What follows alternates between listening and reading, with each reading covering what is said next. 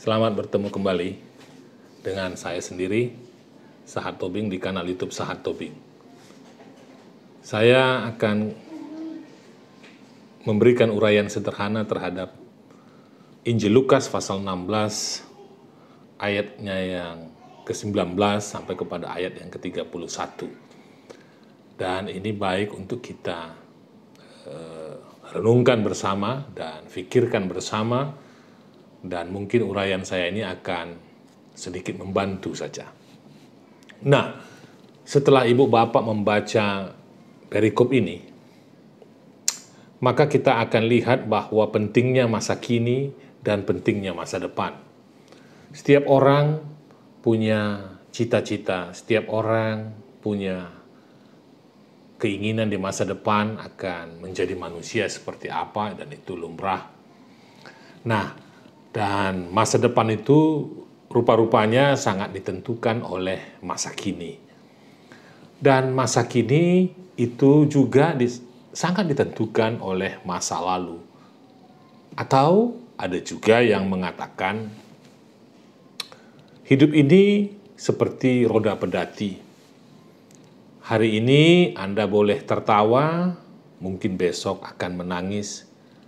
Hari ini Anda boleh kaya, tetapi esok lusa bisa saja tidak menjadi kaya lagi.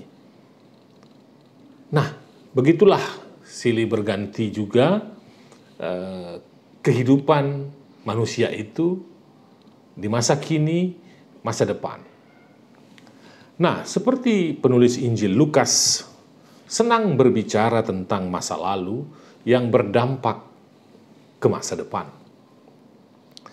Penulis Injil Lukas menghadirkan sebuah gambaran, sebuah realita yang menghadirkan suasana masa kini yang menggambarkan suasana di masa depan.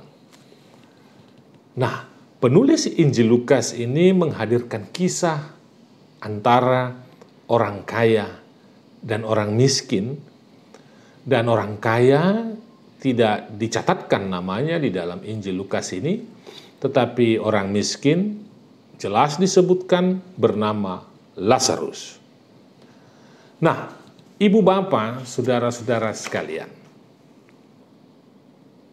di dalam perikop ini digambarkan begitu tragisnya kehidupan Lazarus, kemiskinan Lazarus. Bahkan untuk mengurus dirinya, ya, untuk mengurus kesehatannya pun dia tidak mampu selama di dunia. Nah, sehari-hari Lazarus mendatangi orang kaya itu untuk mengais rezeki, mendapatkan makanan, meskipun makanan itu adalah sisa-sisa. Nah, sedangkan si orang kaya, dia menyaksikan Lazarus mengais-ngais rezeki, mengambil sisa-sisa makanan.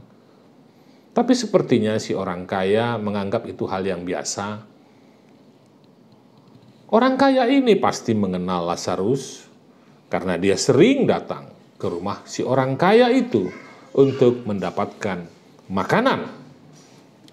Tetapi sepertinya si orang kaya ini kan tidak peduli, meskipun dia memperhatikan dan mengenal Lazarus.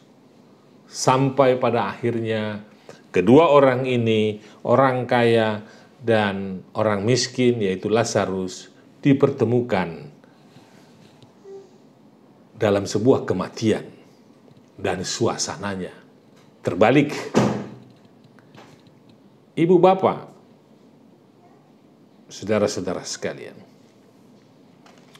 terjadi perubahan yang sangat radikal, di mana ketika setelah kematian orang kaya ini dan Lazarus tidak berada dalam satu tempat sama seperti mereka mengalami di dunia itu.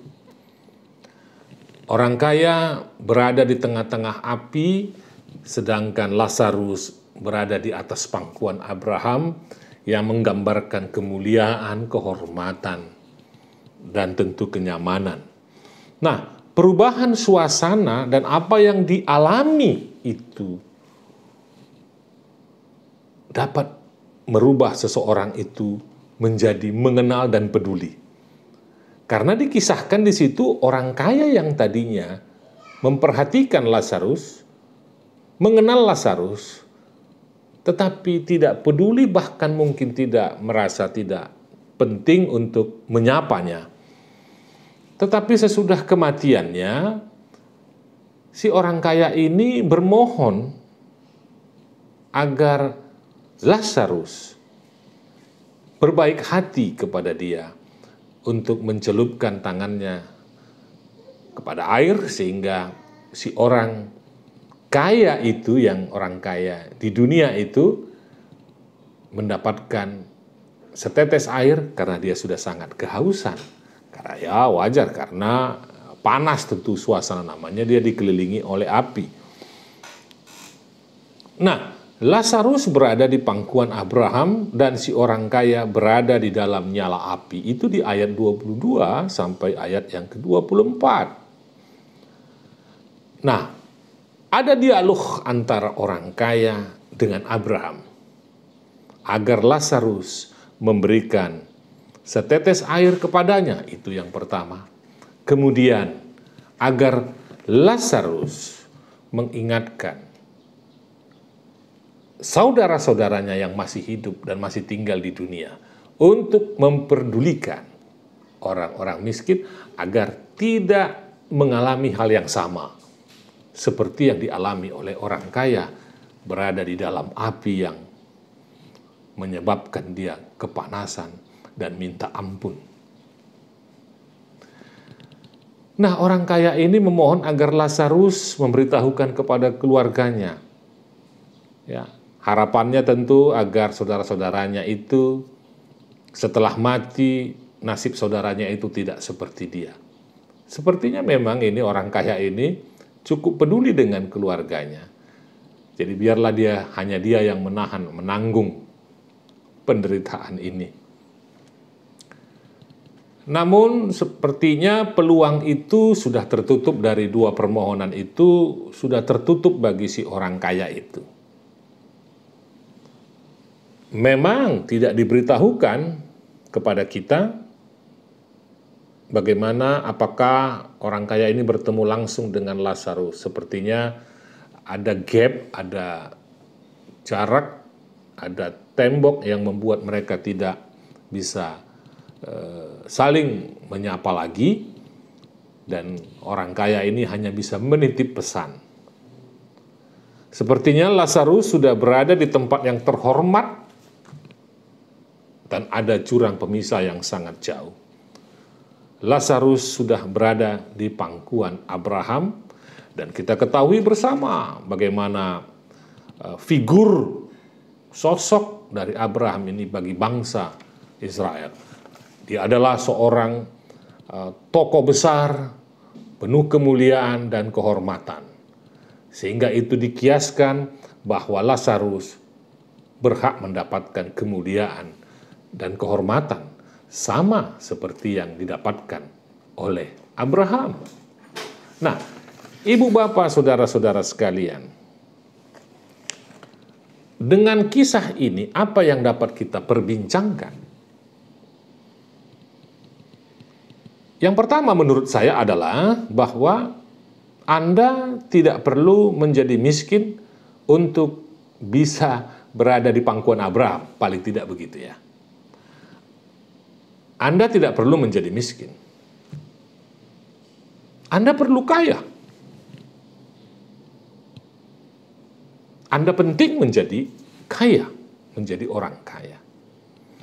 Menjadi orang kaya yang seperti apa? Menjadi orang kaya yang tentu mempedulikan orang miskin dan mengeluarkan orang itu dari kemiskinannya.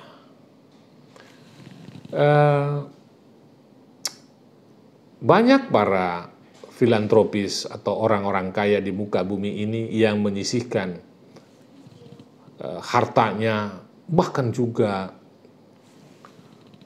persentase yang sangat besar, sehingga orang itu hanya membutuhkan sedikit buat dia.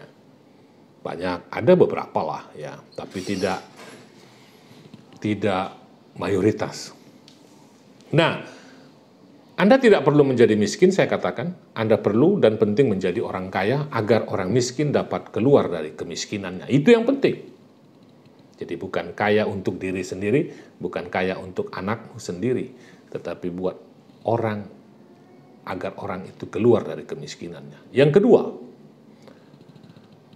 ada dua dunia yang dihadirkan oleh penulis Injil Lukas ini yang patut untuk kita pertimbangkan. Bagaimana kemampuan ibu bapak melukiskan dan menggambarkan bahwa dunia saat ini dan dunia sesudah kematian sepertinya punya hubungan, punya keterkaitan. Jadi kalau ada orang yang mengatakan tidak ada hubungan orang mati dan orang yang hidup, nah, saya mau melihatnya bahwa ternyata kehidupan dunia ini punya kaitan dengan kehidupan yang akan datang. Itu yang ingin diperdengarkan oleh penulis Injil Lukas, bukan untuk menakut-nakuti. Jangan dilihat dari situ. Tetapi bagaimana kehidupan masa kini itu sangat menentukan di masa depan. Dan sepertinya dari kisah ini, dunia saat ini menjadi penting. Dunia di mana Anda berada saat ini, hidup saat ini itu menjadi penting dan penentu dunia Anda sesudah kematian. Patut kita pertimbangkan yang kedua ini. Nah, jadi belajar mengelola kehidupanmu di masa kini dengan baik. Bahwa empati, solidaritas tanpa batas menjadi penting. Kalau orang lain terluka, Anda harusnya merasa terluka dengan kehidupan. Nah, yang berikutnya, yang ketiga. Dunia saat ini di mana Anda mungkin dapat bersenang-senang dengan segala caramu, sepertinya di dunia sesudah kematian Anda akan mengalami hal yang sebaliknya jika Anda hidup di dalam kesenangan di atas penderitaan orang lain. Anda menikmati kegembiraanmu di atas duka cita orang. Ya. Maka penulis Injil Lukas akan memberikan inspirasi bagi kita bahwa itu akan terbalik seperti roda pedati di dunia sesudah kematian. Jadi, jangan bergembira di atas penderitaan orang. Bergembiralah bersama bergembira, berdukalah bersama berduka. Orang yang berduka, maksud saya. Ya, jangan menikmati darah orang lain dan jangan mengorbankan orang lain agar Anda mendapatkan kemuliaan, mendapatkan kehormatan, dan mendapatkan kebahagiaan di dunia ini. Sementara itu adalah hasil pengorbanan orang lain. Nah, akhirnya saya mau mengatakan, tanamkanlah dan taburkanlah benih kepedulian, kemurahan hati, solidaritas, empati, dan jangan menikmati kegembiraanmu di atas penderitaan orang lain, dan jangan buat orang menderita karena Anda ingin bergembira. Kiranya Tuhan memberkati dan menolong kita semua. Salam sehat. Amin.